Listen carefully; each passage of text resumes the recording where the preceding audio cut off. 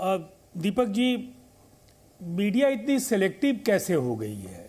जब प्रधानमंत्री जी ने बिहार के वो 3-3 दिन विधानसभा में बोले राजीव जी, क्या क्या बोले देश ने सुना। दीपक जी, अभी मैंने 10 सेकंड भी नहीं कहा है। नहीं, मैं बोल मेरी बात सुन लीजिए। आप लोग गजब हैं, मतलब कोई स्टोरी चलाएं तो मीडिया गलत। मुझे जो कहना है मैं वही कहूंगा। कहिए ना, मैं कहा मना कर रहा हूं। मैं वही कहूंगा जो मुझे कहना है। पहले नीतीश कुमार जी को समझा दीजिए, जो नसीहत आप मुझे दे रहे हैं वो नीतीश कुमार जी को भी दे दीजिए। मैं वही कि विधानसभा में सोच समझ कर बोला करें। नहीं, पहले मेरी बात सुन लीजिए। हाँ, अब मेरी बात सुन लीजिए। मैं वही कहूंगा, प्रधानमंत्री जी को भी सलाह दीजिए। अनेक अवसरों पर उन्होंने विरासत और परंपराओं को कलंकित किया। स्त्री को लेकर के आज कई सवाल खड़े हो रहे हैं कि महिलाओं को लेकर के नीतीश कुमार जी की जो बातें थी उससे लोग काफ़ी अपमानित महसूस कर रहे थे, लोग लज्जित महसूस कर रहे थे। नीतीश कुमार जी ने स्वीकारा, लेकिन प्रधानमंत्री जी ने क्या सुपर्णखा जब उन्होंने कहा कि रामायण की उन्हें याद आ गई रेणुका चौधरी के बयान पर, उनकी हंसी पर, तो उनकी पार्टी के एक नेता ने क्या कहा? उनकी पार्टी के नेता ने कहा कि हाँ, सुपर्णखा का। तो पार्टी की ओर से कभी कोई बात नहीं हुई। रमेश बिदुड़ी जी ने एक साथ जो कुछ भी दानिश को लेकर के कहा, बसपा सांसद को लेकर के, वो देश के सामने है।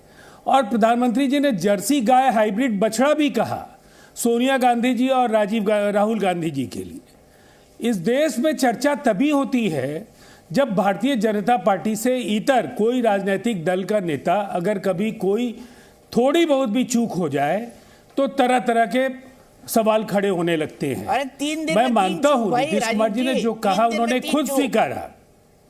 जी, अब देखिए, प्रधानमंत्री जी के पहले इस देश के किसी प्रधानमंत्री ने इस महत्वपूर्ण पद पर रहते हुए कोई आपत्तिजनक टिप्पणी नहीं की थी। पंडित नेहरू से लेकर लाल बहादुर शास्त्री से लेकर, चाहे वो नरसिम्हा राव हो या इंदिरा जी हो या उसके बाद अटल जी या तमाम चंद्रशेखर जी, आई.के. गुजराल, किसी भी नेता की कोई विवादित टिप्पणी आपको सोशल मीडिया में नहीं मिलेगी। लेकिन नरेंद्र मोदी जी के बयान, हिंदुस्तान की सरहद के बाहर जाकर के उन्होंने कहा कि जब उनके कहने का अभिप्राय बिल्कुल यही था कि कांग्रेस की सरकारों के समय इस देश की मिट्टी में जन्म लेने से मुझे लज्जा की अनुभूति होती थी। उनके कहने का अर्थ यही था। और दुनिया के तमाम मुल्कों में उन्होंने हिंदुस्तान को लेकर के जो कुछ कहा वो सब कुछ आज दर्ज है। हमारा ये कहना है, नीतीश कुमार जी ने जो कुछ भी कहा उसके लिए काफ़ी ईमानदारी के साथ उन्होंने स्वीकारा कि उनसे भूल हुई है।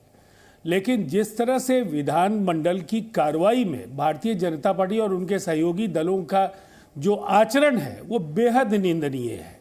कोई बीजेपी का लीडर आज ये ईमानदारी से स्वीकार कर ले कि उनके नेताओं ने विमर्श को कलंकित किया है, तो मैं मानता हूं नीतीश कुमार जी पर आप सवाल खड़े करेंगे उसके पहले बीजेपी से भी पूछना चाहिए कि उनके नेताओं के बयानों पर उनकी चुप्पी क्या कहती है। किसी भी बयान पर पाकिस्तान का कॉपीराइट है एक केंद्रीय मंत्री के पास, जब भी कोई विरोध करेगा उसको पाकिस्तान भेज देते हैं। और शायद उनकी पूरी यात्रा की पूंजी यही है, इसी पूंजी पर केंद्रीय मंत्री वो बन गए, पाकिस्तान भेजने के लिए ही उन्हें बना दिया गया।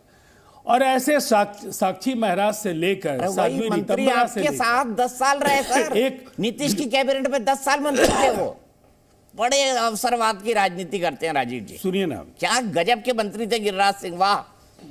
नाम लीजिए ना, नाम क्यों नहीं ले रहे सर? नाम लीजिए, मैं ले रहा हूं गिरिराज सिंह का नाम। नीतीश कुमार की कैबिनेट में मंत्री थे वो अराउंड 10 साल। सुनिए ना, अब आपके सवाल को मैं उलट देता हूं। नीतीश कुमार जी के साथ भारतीय जनता पार्टी ने तो दशकों तक साथ निभाया है, 1.5 दशक से ज्यादा का साथ है सत्ता में, और लगभग अगर आप कहें तो 20 वर्षों से ज्यादा का सफर है संघर्ष और सत्ता में। बीजेपी ने नीतीश कुमार जी के खिलाफ जब कहा तो आपने बीजेपी के किसी नेता से कहा कि भाई इतने वर्षों तक आपके साथ रहे। डिबेट राजीव जी, आप ही बैठे हुए थे, निकाल के दे दूंगा आपको। कितनी डिबेट में निकाल के दे दूंगा आपको। कुछ भी मतलब मैं आपका जब नाम लेता हूं तो मैं दीपक चौरसिया का नाम नहीं लेता हूं, मैं इस देश के समाचार माध्यमों का नाम लेता हूं। किसी का नाम लेते मतलब मैं गलती करे आपका नेता, विचारधारा बदले आपका नेता, पल पल पलटे आपका नेता, पलटू राम उनको कहे उनके अभी के मुख्यमंत्री, रंगीला चचा कहे रोहिणी आचार्य, और उसके बाद आप बोल रहे हैं कि नहीं सब गलती है मेरी है, मीडिया की है, तो हो जाए कोई हमारी गलती से। देखिए, पर ये विषैला पदार्थ कौन खिला रहा है उनको? भारतीय जनता पार्टी से ज्यादा, भारतीय जनता पार्टी से ज्यादा पलटने वाली कोई पार्टी हो सकती है जिसने किसको नहीं, ये कौन बोल रहा है, ये कौन बोल रहा है? क्या जो कुछ पलटने नहीं की किया? पीएचडी होल्डर है, नीतीश कुमार जी की ये वो पार्टी लोग हो, बोल रहे हैं जो पलटने के पीएचडी होल्डर शिवसेना है। की पार्टी हो, नवीन पटनायक की पार्टी हो, चाहे वो ममता बनर्जी की पार्टी हो, बहन मायावती की पार्टी हो, कौन सी ऐसी पार्टी है जो भारतीय जनता पार्टी के कारनामों से अछूती है? शिवसेना से लेकर अकाली दल, तमाम दलों को छलने का काम। अरे सर, ये नीतीश कुमार जी पे बात कर रहा हूं मैं, एनडीए पे नहीं कर रहा हूं। पलटने घुलटने की बात क्यों नहीं कहते हैं उनको? हाँ या नहीं राजीव जी बताइए। मुझे ऐसा लगता है जब दिमाग में जहर भरा हो तो ऐसे नेता बयान देते हैं। जीतन राम मांझी जी, यही बात तो बीजेपी वाले कह रहे हैं कि वो नीतीश कुमार जी के दिमाग में है।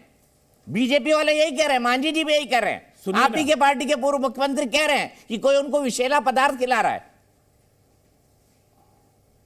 हमारी पार्टी के पूर्व नेता जरूर हैं, लेकिन अब वो एनडीए के नेता हैं और हमारी पार्टी में रहते, मैं वही कह रहा हूं, तो नीतीश कुमार जी बीजेपी के खिलाफ बात करें तो आपको एतराज होगा। अरे मुझे क्यों एतराज होगा सर? के खिलाफ बात करेंगे, मेरी खबर बनेगी, मैं आपको डिबेट में बुलाऊंगा। मुझे ऐसा लगता है बीजेपी के खिलाफ दो दलों का गठबंधन होता मिल जाएगा मुझे। भारतीय जनता पार्टी के साथ हम नहीं जाते हैं, भारतीय जनता पार्टी हमारे साथ भी आती है और हम भी उनके साथ जाते हैं, तब ये गठबंधन बनता है। ये थोड़ा ही होता है कि भारतीय जनता पार्टी के साथ हम चले गए, खिलाफ वो भी तो हमारे साथ। नीतीश कुमार ने लड़ाई लड़ी जिंदगी भर, दो बार उसका साथ पकड़ भी चुके हैं, छोड़ भी चुके हैं। क्या नाम है उनका? आदरणीय श्री लालू प्रसाद यादव। नीतीश कुमार ने अपनी जिंदगी राजनीति की उस पारी की शुरुआत ही वही कैसे की थी। और मैंने नहीं कहा उनको पलटू चाचा, तेजस्वी यादव ने कहा, मैंने नहीं कहा। रोहिणी आचार्य ने उनको रंगीला चाचा कहा, मैंने नहीं कहा। आप मुझे अपनी पूरी बात, ये बेहद महत्वपूर्ण मुद्दा है जिस पर आप बात कर रहे हैं। देश के वरिष्ठतम पत्रकारों में आप एक हैं और दशकों से आपने देश की राजनीति को कवर किया है। भारतीय जनता पार्टी से नीतीश कुमार जी की यात्रा शुरू नहीं हुई है। नीतीश कुमार जी बिहार आंदोलन के गर्भ से उपजे हैं।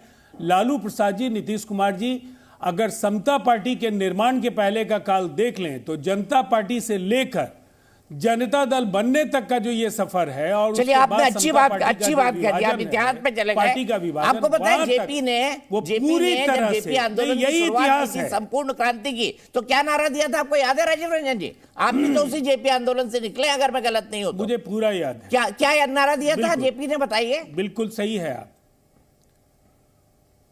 देखिए ना, क्या नारा बताइए ना, उसी क्या नारा था जेपी आंदोलन का? जाति छोड़ो, पवित्र धागा तोड़ो, इंसान को इंसान से जोड़ो। वही नीतीश कुमार जेपी आंदोलन के प्रोडक्ट, वही लालू यादव अब जाति की राजनीति कर रहे हैं। मुझे एक बात बताइए, लालू जी ने खुद को यादव कहा, नीतीश कुमार जी ने कभी खुद को कुर्मी कहा? नरेंद्र मोदी जी, उनकी जड़ें भी कहीं ना कहीं बिहार आंदोलन से उनके जनसंघ की जुड़ी हुई हैं, और वो तो खुलेआम अपने आप को पिछड़ा कहते हैं, अति पिछड़ा कहते हैं। फिर आपको एतराज नहीं होता है? जाति की राजनीति करने की शुरुआत किसने? मैं तो कहता हूं जाति की राजनीति होनी ही नहीं चाहिए। ये बीजेपी वाले भी जाति करते हैं। तो प्रधानमंत्री नरेंद्र मोदी ने जो बातें कही, इंसान को इंसान से जोड़िए, पिछड़ा बताया, मतलब आपने तिलांजलि दे दी। देश के राष्ट्रपति को उनकी पार्टी आदिवासी बताती है, पूर्व राष्ट्रपति को दलित बताते हैं। मैं तो बोल रहा हूं ना, बीजेपी गलत करती है। मैं यही सवाल राखी जी से पूछूंगा, आप ही का सवाल। जी न्यूज़।